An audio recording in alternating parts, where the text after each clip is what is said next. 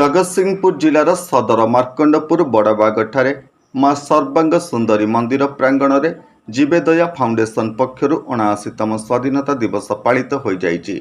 एही उत्सव में मुख्य अतिथि भाव जगतसिंहपुर पौर परिषद अध्यक्षा अर्चना सिंह जोगदे पताका उत्तोलन करने सह साधारण सभा अभिभाषण रखिथिले। स्वाधीनता दिवस उपलक्षे आज एक महत्व कार्य आयोजन करा जायछि। एक सांस्कृतिक कार्यक्रम सहित रही से 2 नंबर वार्ड थिबा आमर जीवेदया फाउंडेशन तरफ कार्यक्रम कर मुख्य उद्देश्य होछि जनसेवा, लोक मान साहाय्य सहयोग एवं गोटे संस्कार समाज गठन कर उद्देश्य एवं आज ये सभा को मत निमंत्रण करते निजे गर्वित अनुभव कर एक समाज में नूतन चिंताधारा नहीं बर्तमान युवपीढ़ी बंचुंट रही निश्चय भाव स्वागतयोग्य पदक्षेप एवं यही युवपीढ़ी मानक धन्यवाद कृतज्ञता जनइबी।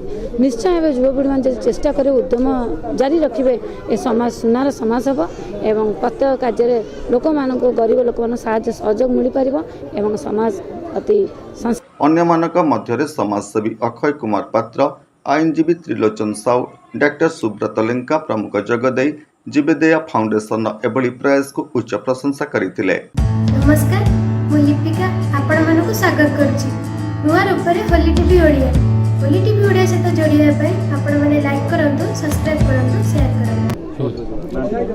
अक्षय कुमार पात्र, मु आज खुशी बहुत मो गाँव रे जोटा पूर्वर कहूले त्रिलोचन साहू जे गणेश महांती एमती अनुष्ठान केते गुड़ा सब सहित आटाचमेंट थी परवर्ती पीढ़ी कहीं बाहर आम देखा तुम जी जो दिन पिला माने जीवेदया फाउंडेशन करेंगे मत कहले आम आपन को एडवाइजर हिसाब से नबू मुझे भारी खुशी लगे।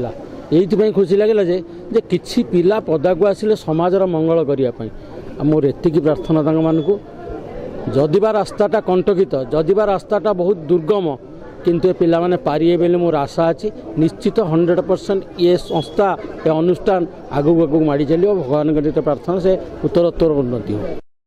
परे पिलामानक द्वारा वक्तृता, संगीत, नृत्य आदि कार्यक्रम मान अनुष्ठित होइतिला। शेषरे पिलामानकु अतिथि माने पुरस्कृत करिथिले। त्रिलोचन साहू आईनजीवी आज आम अंचल युवक मैंने एकत्रित हो गोटे नूतन समाज सेवा संगठन जीवेदया फाउंडेशन भित्तिप्रस्तर स्थापन करछंती।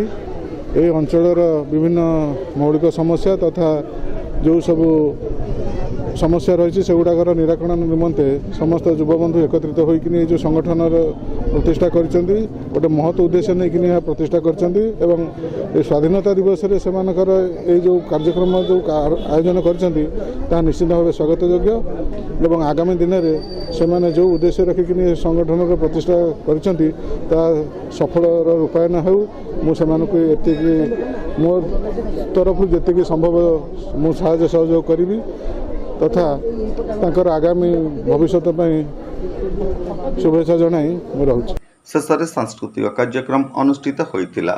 जगतसिंहपुर अक्षय कुमार दास का रिपोर्ट, होली टीवी ओडिया।